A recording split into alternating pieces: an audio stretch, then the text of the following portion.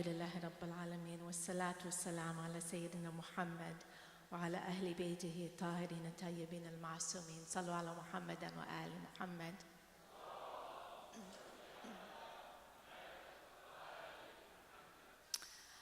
Respected scholars, dearest brothers and sisters, it's nice to be home.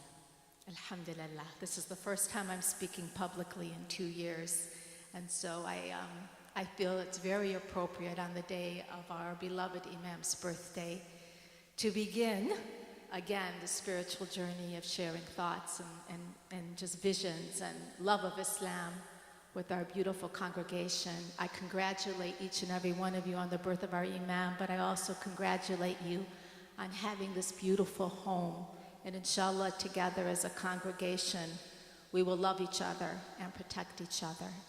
And we will be merciful with each other, and we will work together, and we will do amazing, wonderful things that I know Imam Sayyid Hassan al-Kazwini has dreamed of, and many of us have dreamed of. And together we're going to shake it up, and we're going to make great things happen in this community, inshallah, and in this nation. I look forward to that. I wish to thank Sayyid Saleh for allowing me a couple minutes of his time to just share my thoughts. I inserted myself in the program today. So I just wanted to reflect for just a couple of minutes in honor of my beloved Imam and your beloved Imam. And today is a day of reflection. It's a day to think deeply about who we are as the followers of Ahlul Bayt and the promise that God has made with us. It's a time to really think about that covenant that Allah subhanahu wa ta'ala made with us human beings. The covenant that the mountains majestic denied and the oceans vast denied, and we said, yes, you are our Lord. And that covenant is not to be taken lightly, and that covenant really brings us to tears. And it shakes our hearts and it moves our souls, because in that covenant is responsibility. And so that's what it's about tonight, not just celebrating, but it's about responsibility. It's about how we as a Muslim ummah, move closer to the divine. And in that reflection, I was thinking today very deeply. I took the day off for my back, wasn't feeling good, so I had time to think. I was thinking very, very deeply about why us? Why you? Why me? Why were we created? Why weren't we created something else? And the honor of that creation. And I was thinking very deeply about this earth and the elements, the basic building blocks that keep our feet on the ground. The beauty of carbon. I love carbon. I'm in love with carbon. I always have been. I don't know why it fascinates me.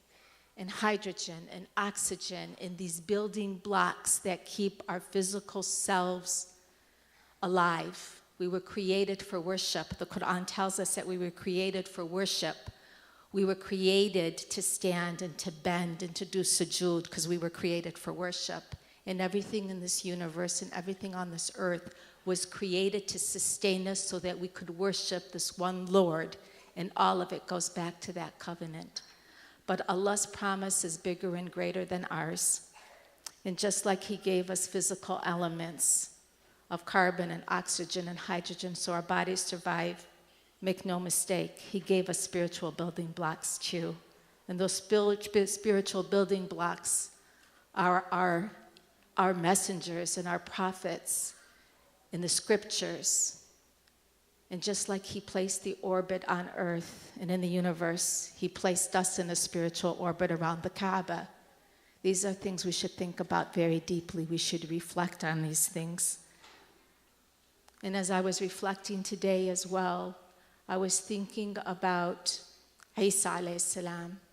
There are many young people who aren't sure if they believe in Imam Mahdi's existence.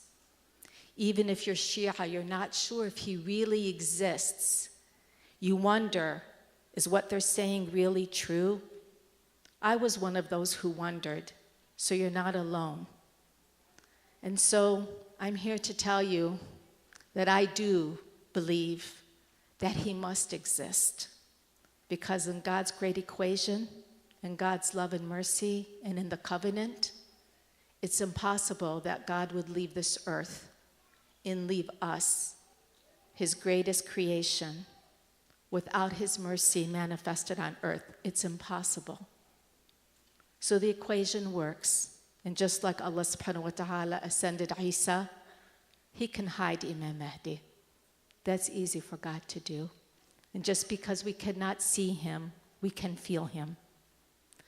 To the younger people here, you cannot see God, but you feel him in your heart and you feel him in your soul, and you know that you worship him. And Isa alayhi salam is no different. And our prophets that we cannot see are no different. And Imam Mahdi is no different. But please, I ask you, in this masjid, let's not wait for Imam Mahdi only to come to rescue us. Let's be the rescuers ourselves for people who need us. Let's live his message and his mission every single day as we breathe, and we breathe his name and we speak it tonight, and we know his presence is amongst us on earth. Be as compassionate as he is.